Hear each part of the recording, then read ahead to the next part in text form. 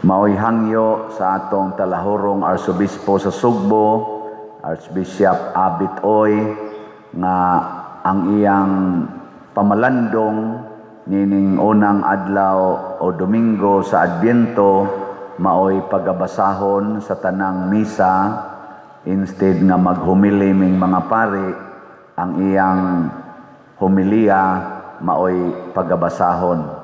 Busa ako ning basahon ang humili sa atong talahorong Arsobispo Bishop Abit Oy.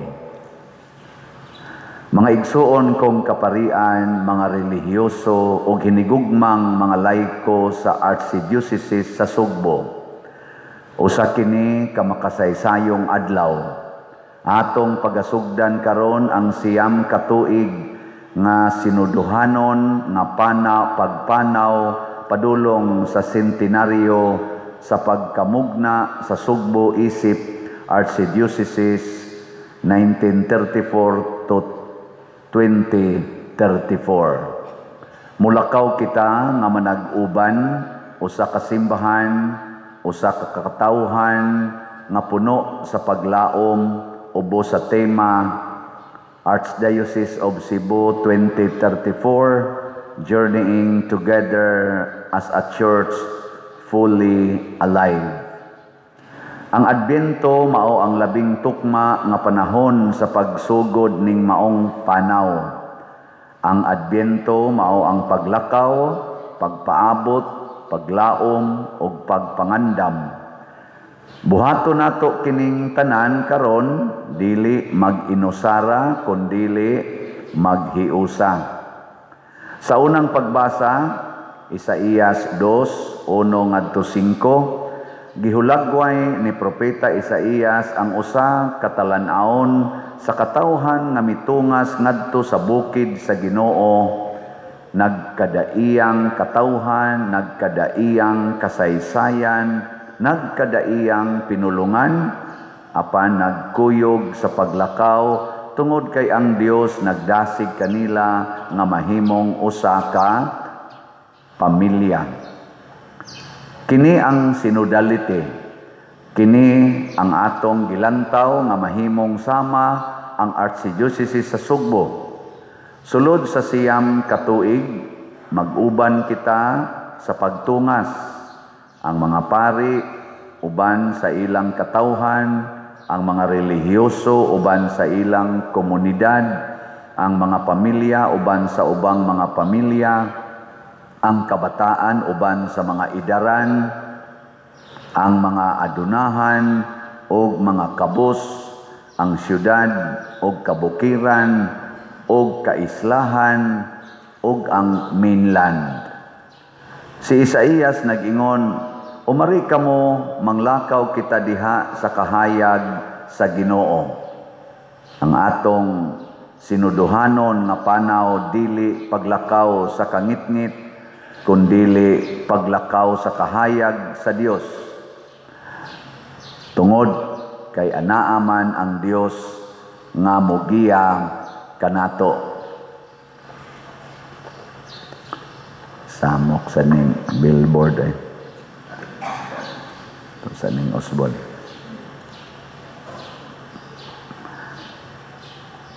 Si Isaías nag-ingon, umari kamo, manglakaw kita diha sa kahayag sa Ginoo. Ang atong sinuduhanon nga panaw, dili paglakaw sa kangitngit, kundili paglakaw sa kahayag sa Dios. Masaligon kita nga dili mawala, bisan kung dili panato makita ang kinatibuk-an ug agianan tungod kay anaa man ang Dios nga mogiya kanato. Ang takna miabot na nga angay kamong magmata, matud pa ni San Pablo sa ikaduhang pagbasa, Roma 13:11-14. Ang Adbyento magpukaw nato, ang sinuduhanon nga panaw magpukaw nato. Ang mga panginahanglan sa katawhan, ilabi na sa mga kabus, sa mga survivors sa katalagman, o sa mga biktima sa korupsyon, kinahanglan makapahigmata usab nato. Tinaw ang mensahe ni San Pablo, pagmata. Isalikway ang mga buhat sa kangitngit, ang kangitngit sa kawalay gana, pagkabahin-bahin, klerikalismo, korupsyon, chismis, garbo, o kawalay aksyon.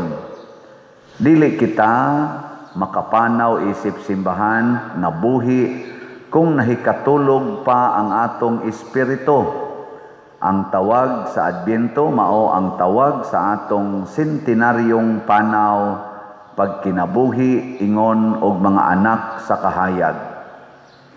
Sa Ebanghelyo maingon si Jesus, pag mabinantayon kamo kay wala kamo masayod kung kanus amo anhi ang Ginoo.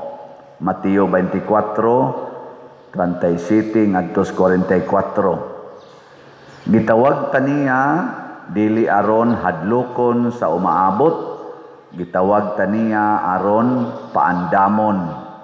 Ang mga tao sa panahon ni Noe wala makasabot sa mga panghitabo, wala mangandam ug wala magtagad.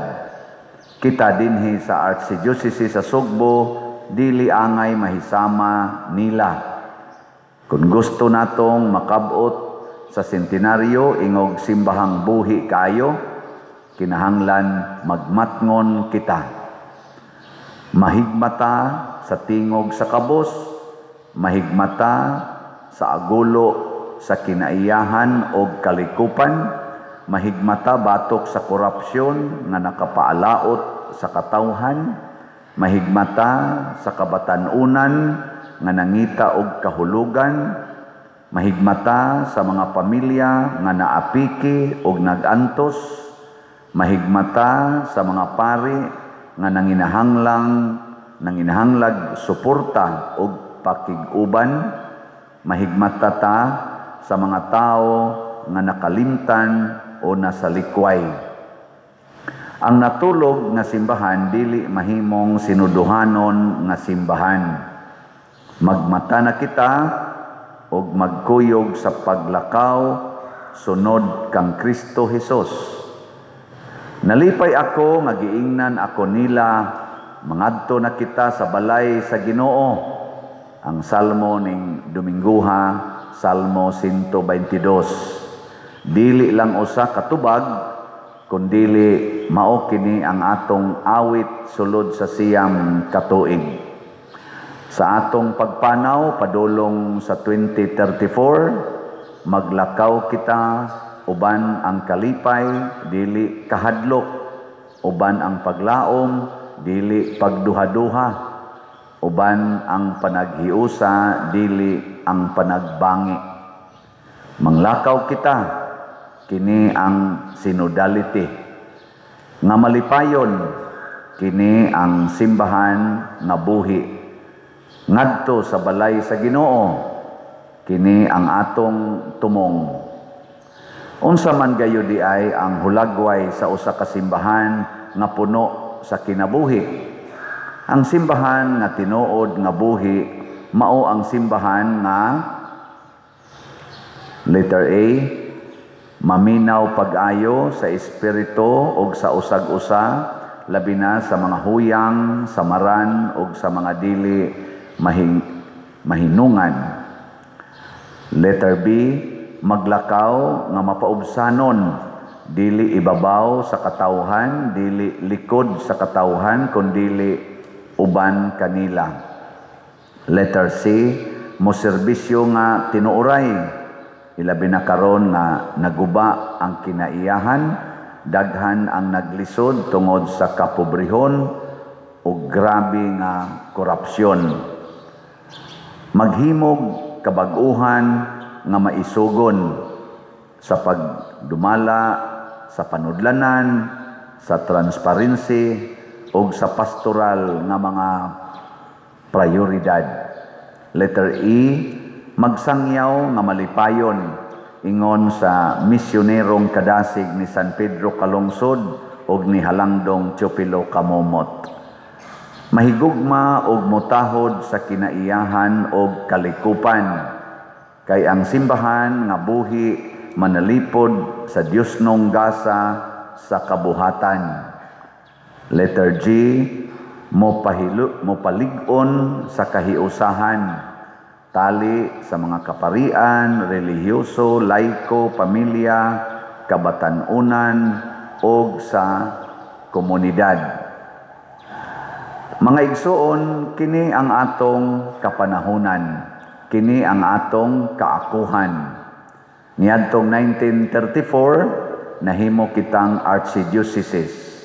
Ning 2025, magsugod kita sa panaw padulong sa gatusan na kasumaran sa iyang pagkamugna.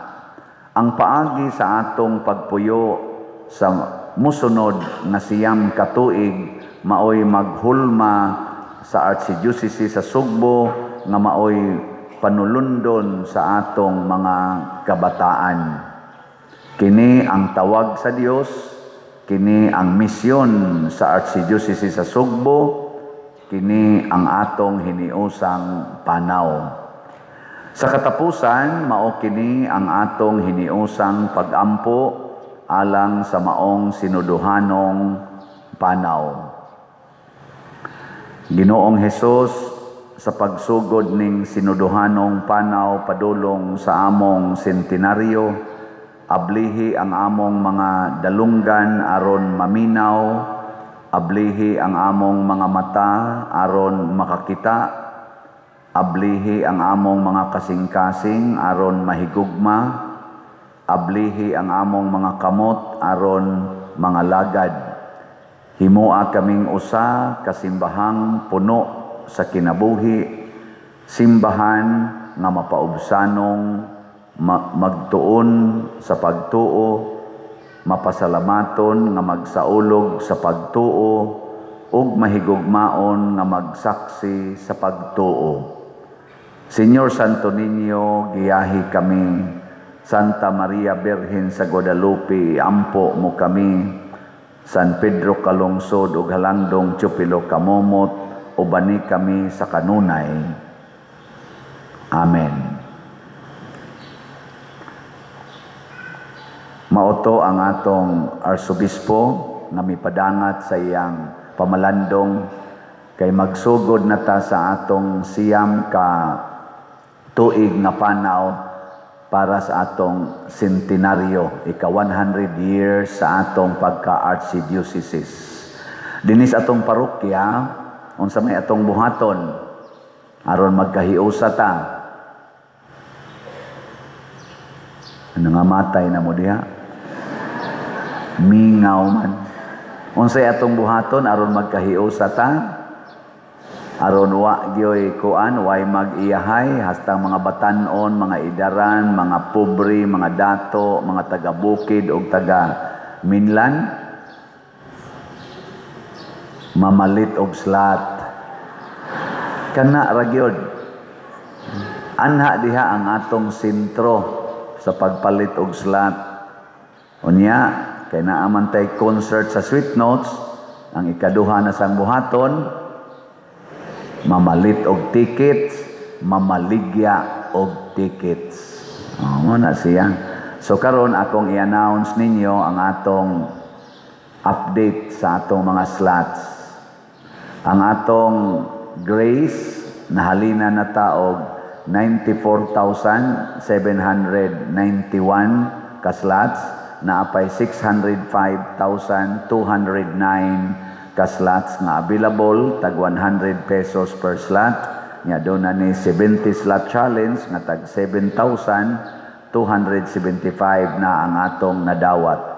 Sa atong PPSC para sa atong mga projects dinhi, ang atong halin 68,747 na ka slots, naapay 31,253 ka slots nga available, tag 100 pesos per slot. Doon na ni 162 slot challenge nga tag 16,200, 176 na ang atong halin.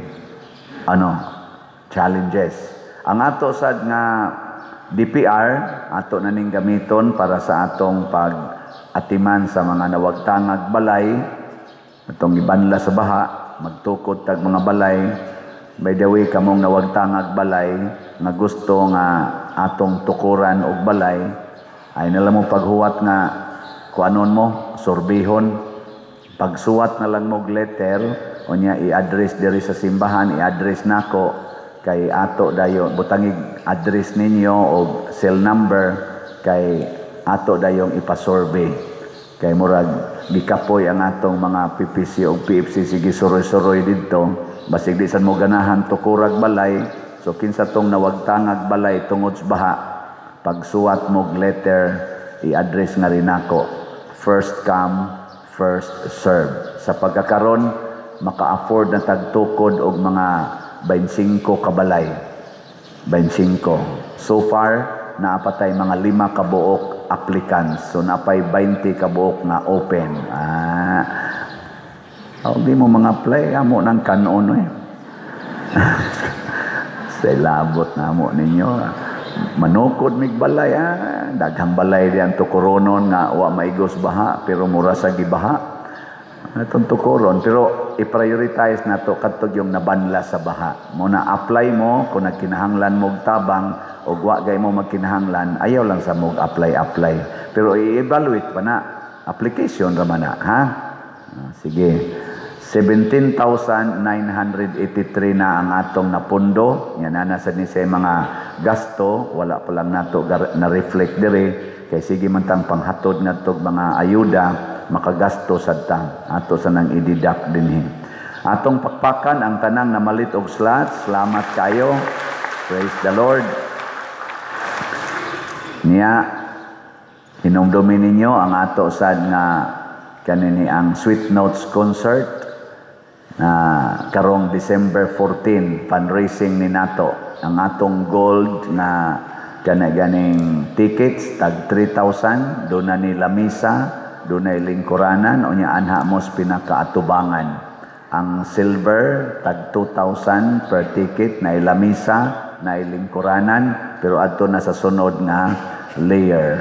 Ang bronze wa na lamisa, lingkuranan lang nya adto sa ika-third nga layer. Sa fourth and final layer mao ang atong general admission tag 300 pesos. So ibaligya, isangyaw nya palita. Kining atong Sweet Notes concert nga fundraising concert karong December 14 adlawng Domingo magsugod nis alas 7 sa gabi. So wala na tay misa sa alas 7 sa gabi. Kutobrata sa alas 5 nga misa sa Domingo, aning Domingoha. Unya kaning mao ni ang atong Christmas gathering, tawgon na lang sa natong Christmas party, Christmas reunion isip parokya, online o territorial. Kamong mga online ang inyong pag-apil ani mao ang pagpalit og ticket or pagpada og mga hinabang para sa atong mga kaning gitawag nato og necessary expenditures. Nag-target, nagbana-bana tag mga 1 million ang atong expenditures ani. Dako no? Uy, unsa mo buhi pa mo diha? Dako pero malipay ra ta kay basta maghiusa ta ha. Pero mamalit lang mong tickets, masubrahan pag gamay. Unya sa atong pista sa Immaculate Conception karong December 8, holiday man na siya. Unsa man ang adlawng Lunes. Sunod no? Sunod Lunes. Ang atong misa dinhi napun-an og gamay na ay alas 6 sa buntag, alas 10 sa buntag, alas 12:15, nya dayon alas 5 sa hapon ug alas 7 sa gabi. Wala nay alas 6 atong giduol-duol sa Domingo. So manimba ta ana kay adlaw kining iglilihi. Tanang Katoliko gihangyo nga mosimba gyud bisag asa pa mong dapita ha. Nya duna sad tay ikhap nga activity karong sugod karong buwan sa Disyembre. Kanang ikhak, edad ko, halad ko. So ang tanan natong mga parokyano atong pahalaron sa ilang edad. Unsaon man paghalad, ang inyong edad i-multiply sa balyo nimo, pagbalyo nimo sa imong edad matag tuig. Pananglitan ang imong edad gibalyo nimo og 1 peso kada tuig. So para nako 62 man akong edad, ang akong ibutang sa sobre 62 pesos. Lingay mong tupad ina pilay balyo nimo. Kaya ang kadtong dito sa Digos, gipusil, ambot pilay bayad atos nagpusil atong vlogger. Mao to'y balyo siyang edad. Og makita na to, ni offer dayon ang Vice President og 1 million. Nahimong 2.5 million man tingali to sa makatugan og kinsay nagpusil. Sa to pa ang balyo atong gipusil, at least 2.5 million. Ingon ana, kabalwabol iyang kinabuhi. Gilingya imong tupad, ikaw, pila may balyo nimo? Pwede ra kag 62 pesos. Mubayad kog tao 62 pesos, pusilon ka, okay na. Ako dili ko ana oy. Muna padako-dakuan ako ang akong pagbalyo. Tingali, akong ibalyo kada tuig 100. O di mahimong 6,200. Nya kun akong gibalyo matag tuig nako 1,000, ang akong isod sa ikhak pila man?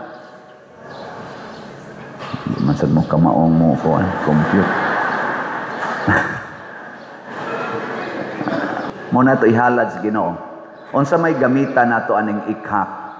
Ang ikhak og uban pa natong fundraising, special fundraising panahon aning Christmas season, gamito nato paghatag og kalipay sa mga aktibong nag-alaga dinhi sa simbahan, atong parish staff, personnel, kaning tanan nga naglihok dinhing mga ministries nga aktibo kayo matag adlaw, matag Domingo, tagaan nato sila og Christmas gift. Unya og naay sobra, ibutang nato sa atong fundraise kaning atong paras project. O di ba? Ang imong edad makatabang sa mga aktibo dinhing mga volunteers kanang naades gawas kana nusa pa kana sila mga matay.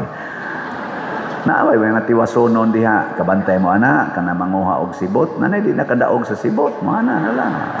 Ato sana silang pahalipayan. Palitan nato sila kindi para ilang kaon-kaonon. Nya kato mga wa na ngipon, cotton kindi. Nindot kay na. At least malipay sila inig Christmas, nata ikatunol kay og saligan atong kolekta wa man ta ikatunol. Nag 4 days na lang gani may allowance di taon sa atong staff. May na lang na matagaan nato sila. Ang atong mga around 40 ka staff, 4 days allowance na lang. Motrabaho sila 7 days, pero 4 days. Ni-appeal pod ko. Nga akong stipend for 7 days, i-divide into 7 ang ikaupat nga bahin. More akong dawaton, ang tulo ka bahin, ibalik sa simbahan. Kaya manigative man ta. Ana, may na lang na ihalad inyong edad. Kaya kung di mo muhalad sa edad, kahibaw na mo kanus amuhunong ang inyong edad. Unsa man yung pilion, ihalad ang edad o muhunong ang edad? May kahibaw mo. Oy, last na lang ni, importante kayo. Gipadak-an na nato diha ang atong agianan entrance diha sa padungad to sa kanang Kabatingan Road. Dako na, no? Niya salamat kay wap agi ni reklamo sa dapit dito. So sa ibaw ko nga naluoy sad mo sa simbahan kay pitos kay tastanan, pero doon na gyud mga buangon ingon ko ayaw na mo parking diha, parkingan lang gyapon. Atong gipadak-an para nindot ang atong pag-entrance og exit. Kamong naay mga sakyanan, please, ayaw mong parking diha dapita. Butangan ganig no parking, ang Holy Spirit mo'y nagtan-aw diha. Dili Sitom, dili Pimag, dili Barangay Tanod. Lingi din mo, parking din mo diha. Di mo mauwaw sa Holy Spirit, simbahan tagiya ana. Limpyuhi in taon na diha, ha? Limpyuhi. Ay mo pagpakauwaw, mga Katoliko ta, mga masinupakon. Gibutangan nag no parking, aron maayo ang atong pagdagan. Sugod karong Domingo ha, entrance og exit na diha. Nya inyong parkingan. Kinsay na marking diha, hipusan ang inyong sakyanan.